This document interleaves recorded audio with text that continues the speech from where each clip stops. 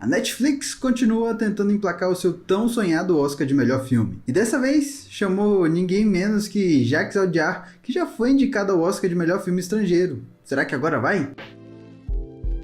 Antes de mais nada, se você é novo por aqui, muito prazer, meu nome é Ricardo. Eu sou jornalista, amante de cinema e um daqueles caras que gosta de adentrar um pouco mais no filme para entender o que ele quer nos dizer. Te convido a acompanhar o vídeo até o final e se inscrever no canal caso você queira. Vamos direto ao ponto. Emília Pérez é um musical e eu gostei pra caramba do formato musical do filme. Mas calma que nem tudo são flores, tá? Eu tenho alguns problemas com o filme e eu vou tentar explicar isso aqui agora pra vocês. Pra muita gente, o fato do filme já ser um musical pode ser motivo para torcer o nariz, sabe? Para mim não, eu adoro musicais. O problema aqui, pelo menos em Emília Pérez, está em como essas músicas são inseridas à narrativa. Elas normalmente têm uma sutileza muito grande, mas quando são feitas de forma abrupta, isso fica bem visível e acaba atrapalhando a nossa experiência com o filme. Um exemplo disso é uma cena de um jantar beneficente. Essa cena, inclusive, ela tem dois elementos muito interessantes que acompanha o filme inteiro. O primeiro elemento é a produção, que é incrível do filme, e o segundo elemento são as atuações, que são impecáveis. O problema pra mim tá na entrada da música na narrativa, que foi feita de forma muito brusca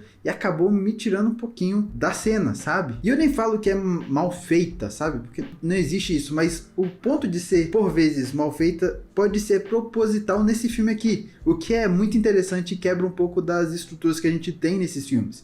Mas aqui, nessa cena do jantar, me tirou um pouco do filme, me tirou daquele momento em que a construção da narrativa estava levando. Agora vamos falar das coisas boas, né? Dá pra ver que cada um da produção estava empenhado em criar cenas musicais que impressionassem quem tá assistindo. Tem uma cena em uma feirinha, outra em um jantar em Londres, e é claro, a cena final também do filme. Todas essas cenas são muito bem orquestradas pela produção, tanto a direção, a parte musical, quanto a fotografia, e também são cenas que, para quem gosta de musical, são ótimas cenas. Mas é porque a gente tem a composição de cena, os cenários, os figurinos, as coreografias também, tudo isso fazendo com que o filme ganhe vida naquele formato musical. E aí eu destaco a direção do Jacques Audiard. O cara tem essa habilidade incrível de trazer suavidade para as transições da trama. Isso eu destaco até as transições que ele faz entre o drama, a tensão criminal, os momentos de respiro da trama. Então a sintonia entre o diretor e a equipe para fazer esses momentos, todas essas transições acontecerem de forma essencial para colocar essa trama e transformá-los em um filme. E olha, aqui funciona muito, muito, muito bem. Mas se tem um ponto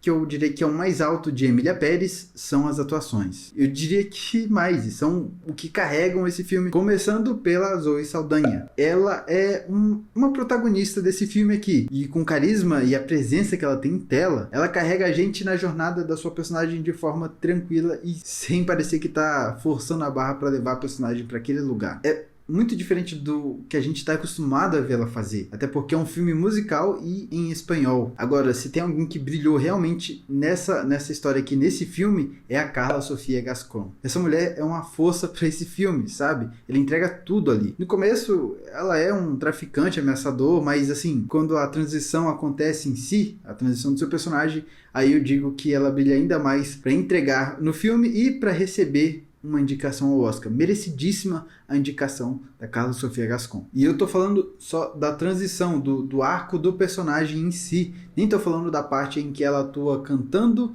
ou mesmo das partes dramáticas que ela entrega pra caramba também. Sem esquecer das outras duas coadjuvantes que também são bem interessantes, a gente tem a Adriana Paz e a Selena Gomez, que consegue roubar a cena quase todas as vezes que ela tá em cena. Ela tem um papel importante no núcleo familiar daquela personagem da Emília Pérez, mas ainda assim ela consegue entregar muita coisa, muita coisa. O roteiro é outro ponto forte, pelo menos pra mim. Ele consegue, pelo menos pra mim, equilibrar os três pontos de vista da narrativa que a gente tem aqui com uma certa fluidez até. A trama dança entre as histórias da Rita, da Jessie e também da Emília. Isso com a gente só entendendo essa dança entre esses pontos de vista lá no finalzinho mesmo. É impressionante, pelo menos pra mim foi impressionante como ele conseguiu expandir e trabalhar o drama de cada um desses arcos sem deixar nenhum pra trás realmente, sabe? Agora, sobre a fotografia em si, eu confesso que eu não gosto muito do estilo muito contrastado da Netflix. É muito pessoal, mas eu confesso,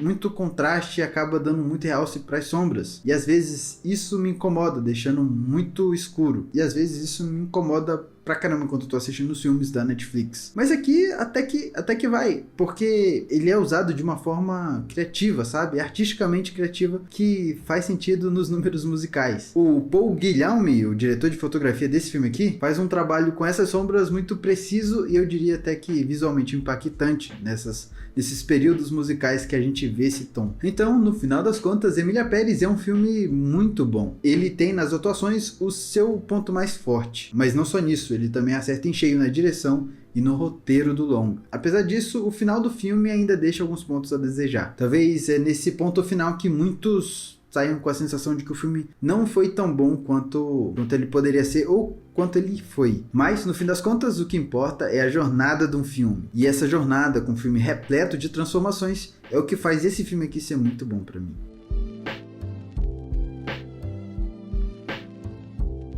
Esse foi o meu comentário sobre Emília Pérez, o indicado ou mais indicado da Netflix para o Oscar de 2025. Eu gostei, mas eu confesso que não é um dos melhores filmes de musicais que eu já vi, pelo menos recentemente. Eu vou deixar aqui na descrição uma crítica que talvez te interesse e também os links para as minhas redes sociais e também para o Pitacos do Leleco para você ler as minhas críticas ou as do Leleco, que ele fala bastante de série lá também. É isso, eu te espero no próximo vídeo e tchau, tchau!